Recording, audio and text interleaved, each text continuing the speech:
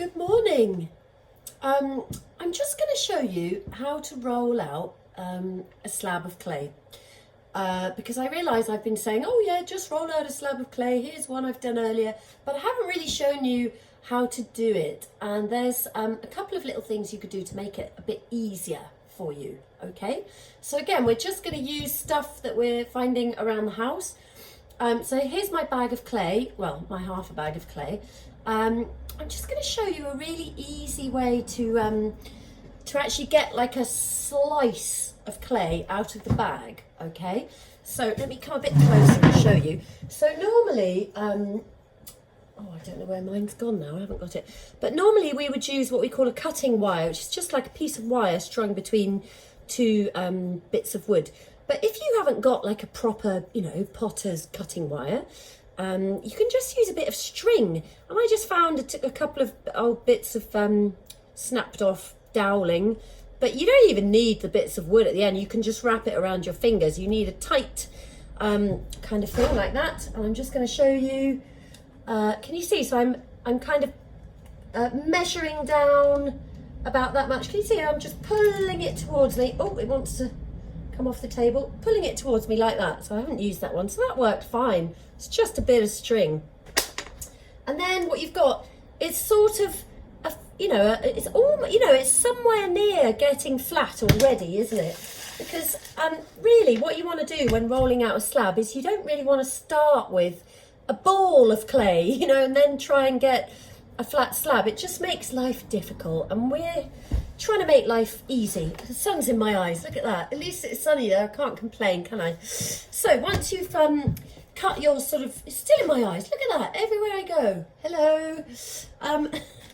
So once you've sliced your slice off, what you could do is, I found a couple of chopsticks, because what you really want, again, I'm going to talk about even thickness, is you want to get your slab to an even thickness. And it's quite tricky actually to do that just with the rolling pin.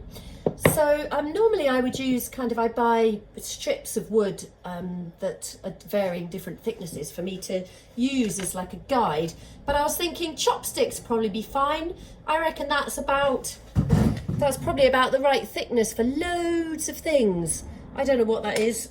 Let's have a look. It's about, I don't know, 5 mil, 4 mil, something like that. So obviously my slab at the moment is way thicker than my chopsticks. So let's just give it a bit of a roll and we'll see if we can get that. Actually, I'll just use those in a minute, because I know I'm definitely still thicker than the chopsticks at the moment. Good tip is to lift it up, turn it around. Lift it up, turn it around. And that way it's not going to stick to the table, which it really will want to do, particularly my table, which is quite textured.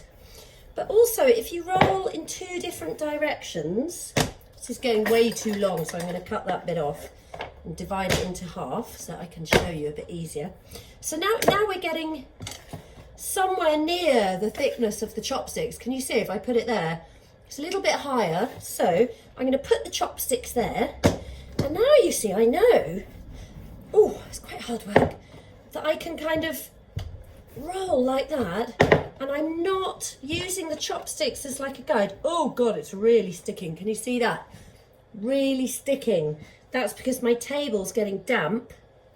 And if that happens with you at home, put a bit of newspaper underneath, okay? So I'm turning that over, finding a dry patch to the table, and let's carry on with my chopsticks, using my chopsticks as a guide.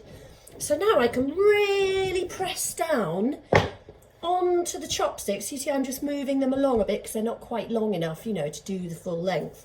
But I'm really pressing down, and I absolutely know that basically I cannot go thinner than the thickness of my chopsticks. So that should be, if I show you at the front now, that is perfectly the same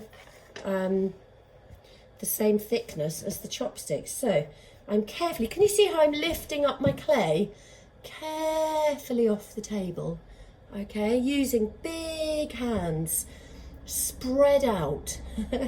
That's important, because if you're lifting up your clay using your fingertips like this and you're pulling it, you're going to be denting your fingertips into the clay and stretching it and just, you know, making it look a bit rubbish, because you'll have dents all over it and it'll be stretched and then it'll be thinner in one place. So big hands like this, okay? Really handle your clay carefully. I always say handle it like a newborn baby, like that, okay? And that's a really easy way to carry a bit of clay as well, okay? So now I've got a lovely, lovely even bit of clay that I know is perfectly even. And what can I do?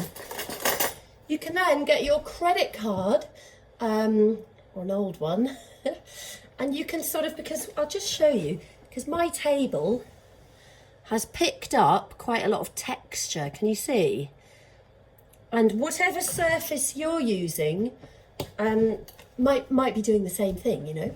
And if I were to look at that texture on my slab of clay with a magnifying glass, or, you know, under a microscope, those little textured pieces would be like great big cracks.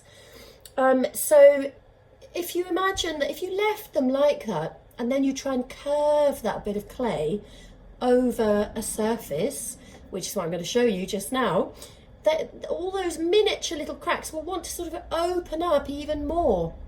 So what you can do to stop it from cracking a little bit more is get your credit card and just kind of smooth across the surface and get rid of them. Even though they are tiny, you know, it does make a difference, because a lot of things with ceramics are kind of amplified the further along in the process that we get. So little cracks do tend to become larger. So if you can stop that from happening by a simple thing like that, then that's good. Let me just show you now. Okay, so we've got a much smoother slab now. So it's quite floppy, can you see? Floppy slab, which is okay. It's what you're all going to have. So you could actually leave that to get dry, but I'm going to quickly show you something while it's floppy, because I don't have the luxury of the time, because I've got to get this video done. Oh, do we know what this is? This is your normal bog standard average fence post top bit. Some of you may have them in your gardens. You might want to use them. They make excellent moulds because it's a non-absorbent surface. It's a great shape. So I'm going to quickly show you. What you can do is cut, what are we going to do? Yeah, we're just going to cut around the edge of this. Okay, like that. Okay, so we'll take away the excess clay, get rid of that.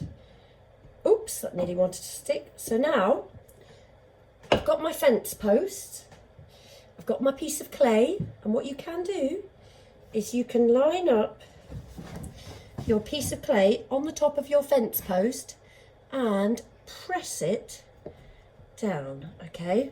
Working your way around the edges, working your way with the big fleshy part of your hand. No poking with your fingertips, otherwise you'll get a really dented sort of look. And also, because the clay is quite soft, it's really easy to get it to mould and cling to the top of your fence post.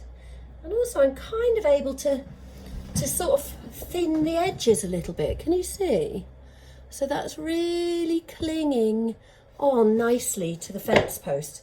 Okay, at this point, what you need to do is leave it to dry, okay? But I can't leave it to dry because I've already done 9 minutes. So I'm going to speed mine up with my hot air gun. So just bear with me a moment. Oh, it's not plugged in. Haha, hold on. Let's plug it in. Oh no, the video goes wrong. Hold on, let's get you back. Let's get you back. We're back. Right. Power's on. Yes. Okay. So I'm just going to try around the edges so that I can get it off the mould. Here we are. This thing gets really hot. It's not like a hairdryer. It gets to about, I think it gets to about 500 degrees at the end. You can probably see, do you see that glowing orange? So they are super good for drying clay quickly. So now I'm just going to get my fingers like this along the edge, and I'm just releasing it from the mould. I'm just getting it to just pop off. Okay, all the way around. It's still a little bit floppy, but oops, there you go. Okay, so it's now come off the mould. And what we have is quite a cute little dish. I see it's picked up a lot of the texture, actually. Let's have a look. Can you see? It's picked up a lot of the texture on there. So I need to fill that with some filler. It wouldn't have picked up so much texture if the clay had been drier. But you can see it's quite a cute little bowl, you know. I mean, that is it. Gosh, these little demos are so quick. So I would have to now smooth that off a little bit. I'm just lifting up those edges a bit more. And you can see that it's so super quick to make a cute little dipping bowl like that using a fence post top. I've got another one here. This is another fence post top that's a lot bigger, and actually it's a lot smoother. There's less texture for the clay to pick up, so this makes a really good little bowl. And you could even experiment using just some blocks of wood, you know, and try pressing the clay over some blocks of wood. You might have some round logs, you know, in your garden that you can cut into round kind of discs. Give them a good sanding, fill them if they've got any, you know, deep texture like that. You could just fill it with filler and sand it back. And that would make a really good mould for a little dish. So, gotta go now because it's 12 minutes. I hope that all makes sense. Please let me know how you get on, and I'd love to see some of the things that you're making, okay? Bye for now.